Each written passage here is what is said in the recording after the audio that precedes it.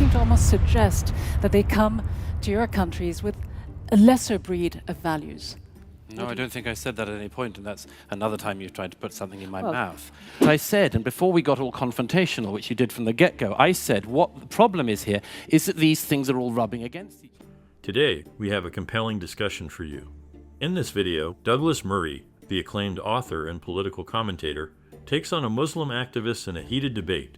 You'll witness a powerful exchange of ideas that left the activist speechless. Spoilers. This will get ugly. Hi, I'm Hamad Abahawash. I'm a senior at Georgetown University. And my question is to Mr. Douglas Murray. And before I ask my question, I just want to say, you said no sound bites, but then you said the developing world cannot move to the developed world. I don't know what that's about. I said it before. My question is, since you brought up migration from the developing world, I'd like to ask you this. Every year, the developed world sends about $300 billion of aid to the developing world, but the developing world sends back trillions in debt repayments to the developed world. Now, don't you think that this is the main reason why migrants are moving to Europe? Because money is moving out of the developing world. Wealth is leaving the developing world and moving to the developed world, to build on what Lamont Hill said. Don't you think this is why people are moving to the Western world, to the developed world? Well, no, I don't. Again, I repeat the fact there are no simple answers. And if it was simply the fact that you could, I don't know, do a debt default or something and solve the whole migration issue, then that would be great. But it just isn't the case. You think that if for instance, all African countries were allowed to default on debt, that they'd become burgeoning, flourishing societies? You think that the problem across, for instance, sub-Saharan Africa isn't just unbelievable greed and theft by politician after politician? You think that if you just wrote off the debt, that would stop being an issue and everyone would become transparent and clean in their dealings with money? I mean, the problems are much deeper than this. They're much deeper than just a simple solution like that. As, if I may just add quickly to the previous two comments, the late, very distinguished American diplomat Daniel Patrick Moynihan had a wonderful rule he came up with, known as Moynihan's Law, where he said that human rights, claims of human rights violations often happen in exactly inverse proportion to human rights violations. That is, you hear about them in the countries that are most free. And before long, you can end up with the presumption that the most free countries are the ones who are most abusive of human rights. And this happens with the case when we talk about our leaders and the ones, it's all very well. We can talk about the Trump administration, we can talk about the democracies and so on for all we like. We can all make criticisms and we all should. But, okay, briefly, Mr. Putin, what are you going to do about him? What are you going to do about the mullahs in Iran? What are you going to do about the House of Saud in Saudi Arabia? You see, what we end up with is this situation. We go, oh, Mr. Trump. We can all do that. Believe me, I can riff on Trump again, you're being all quite day. selective, aren't you? What are you going to do about the people you can't do anything about? Are you going to ignore them? Are you going to give them a pass? Or are you just going to enjoy beating up on the democracy? I hate to have to interrupt you. There's something called democracy, though, isn't there? Elections. Notice how the woman leading the panel thinks that she has just debunked all of what Douglas Murray has just said by simply referring to democracy. The very crux of Douglas Murray's argument is that most often developing countries tend to have less functional economic and democratic structures internally, such that just getting rid of the debt by itself would not entirely solve the migration crisis. Political instability and conflict within countries can further destabilize economies and endanger lives, pushing individuals to seek safety and stability abroad. The World Bank's reports indicate that political instability and violence significantly impact economic performance, reducing investments and hindering economic growth. This, in turn, exacerbates unemployment and poverty, pushing more people towards migration as a means of escaping untenable situations.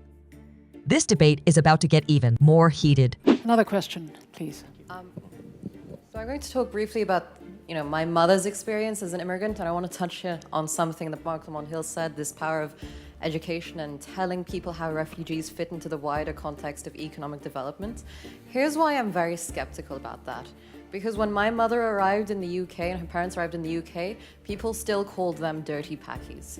When she had graduated from Oxford University, she was still a brown person who was not seen as a citizen, right? So to what extent can we really sell this idea that being educated or fitting X, Y, and Z criteria is what you need to do as a refugee for people to humanize you. The inherent problem with these people is that they don't humanize you. You can't fulfill your oppressors' criteria so that they see you as human. So how do you humanize people? Dehumanizing refugees, thank you very much. And with this, let me go to you, Douglas Murray.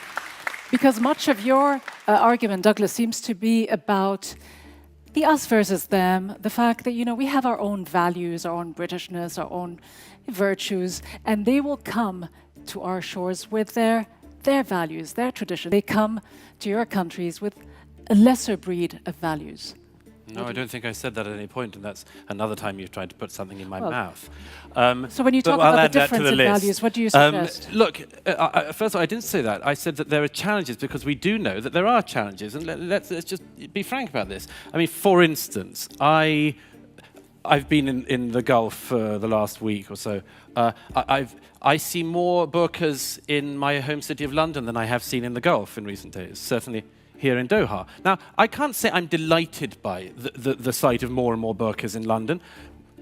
Do I feel any hatred of the people who wear them? Of course not. Of course not. But I can't say I'm elated by it. And definitely there are times I think, you know, what percentage of burqas in this area becomes like not that pleasant for everyone else? But again, is it all down to burqas? Because again, you're not asking people with other traditions whether they care about the sight of people drinking alcohol or going up in bikinis. Again, it's a very we could in Britain Western-centric viewpoint. I'm not. I have to say, you're going to bark up the wrong tree if you think you're going to persuade a Brit that we should stop drinking alcohol because of people arriving in our country. I mean, that's not going to happen. These things are all a bit of give and take. You bring your own traditions that don't quite fit with theirs. Well, they don't. Yeah, there are, as I said, and before we got all confrontational, which you did from the get-go, I said what the problem is here is that these things are all rubbing against each other. And in that situation, you have to work out what things you're willing to give up, which things you're willing to compromise on, and which ones you're not. You're not going to persuade the Brits to massively change their culture, but let me just make the point. Every single society has certain aspects of it it doesn't want to give up. This one will. In Qatar, this one will. Everyone does. So please don't try to make this a kind of bigoted European thing. That would be a very, very dishonest way to... That would be a very dishonest way to represent it. Wow, what an intense and thought-provoking debate.